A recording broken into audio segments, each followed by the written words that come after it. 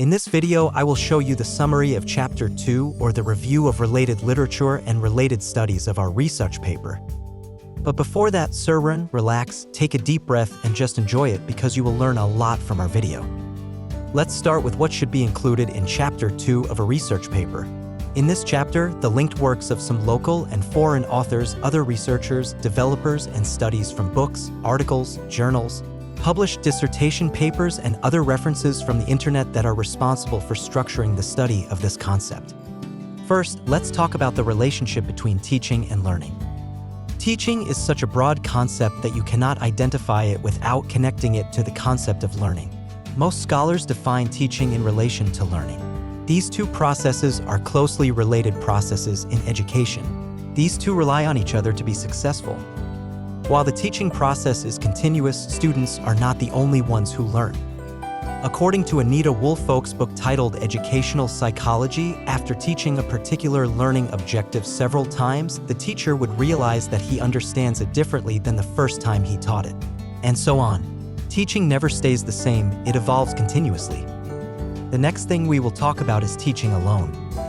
In a journal by Isola Rajagopalan entitled Concept of Teaching, published in the Sean Lax International Journal of Education in the year 2019, he gave teaching a definition through concepts and different ideas from different educationalists. Here are some of them. According to Morrison in 1934, teaching is intimate contact between a more mature personality and a less mature one, which is designed to further the education of the latter.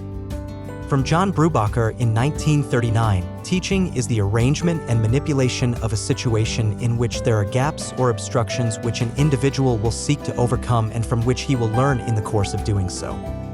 Robertson also said in 1987, teaching is a generic term which denotes actions undertaken with the intention of bringing about learning in another.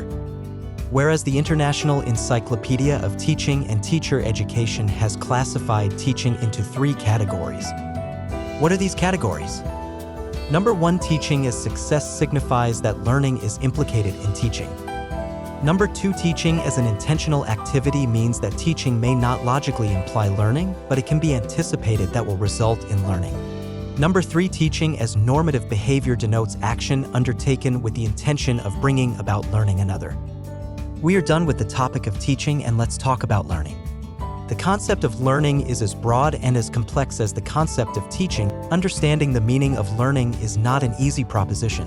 There are more than 50 different theories of learning in the field of educational research. The presence of so many theories of learning may be interpreted as a kind of diversity that we may, or perhaps should, celebrate. According to Anderson in 2009, learning is a process which involves the mental processes of acquiring, storing, and applying knowledge, including understanding, memory, problem-solving, and critical thinking. Let's add Jarvis's statement on 2019. It is also a lifelong endeavor where individuals continue to acquire new knowledge and skills beyond formal education throughout their lives. Learning can be learned in teaching, self-learning, and the natural adaptation of a creature to his environment. It can happen only in one place. It can happen even just at home or on the road or in a classroom setup. Now let's talk about instructional materials. It is also commonly called teaching learning materials. It is used to assist learners in understanding concepts and to increase their long-term retention of ideas and topics presented to them. This is a tool used by educators to help learners comprehend and reinforce the learning process. It can be textbooks, workbooks, worksheets, visual aids, multimedia presentations, educational videos, online sources, and modifications. The instructional materials help to provide learners with additional information and an expanded grasp of the topics covered. This is an important thing for one to learn. This statement was supported by Murtala Sale, 2016, in his journal titled The Place of Instructional Materials in Quality Teaching at Primary School Level in Katsina Metropolis, Katsina State, where he said that the utilization of instructional materials is an essential tool to further enhance the quality of teaching and learning, particularly at the fundamental level. To maintain an efficient teaching and learning environment, any educator whose objective is to promote successful student learning ought to utilize the use of instructional materials in the learning environment. The role of behavioral objectives is also important for the student to learn. Behavioral objectives are described as blue points that spell out the direction in which the teacher will carry out the lesson to the students. Something that George also supported in 2014, where he said that a lesson without objectives is like a journey without a destination. That's right, isn't it? Let's talk about in-service teaching training. What exactly is this? Teacher training consists of all kinds of educational activities to enhance teachers' knowledge, including their teaching skills and all other professional skills. Usually, it is considered that a teacher is the hub for any educational activity in society. Because of this, it is also important for a teacher to have new skills. It is also proposed that the teacher be exposed to the training to know the new ways, innovations, and emerging trends in teaching and how they can implement them in their own classrooms.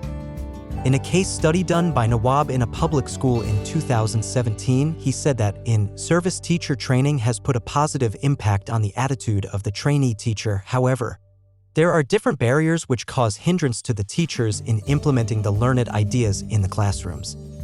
Let's talk about the teacher motivation and professional development. What exactly is motivation? Motivation is usually considered a force that controls or directs people's behavior.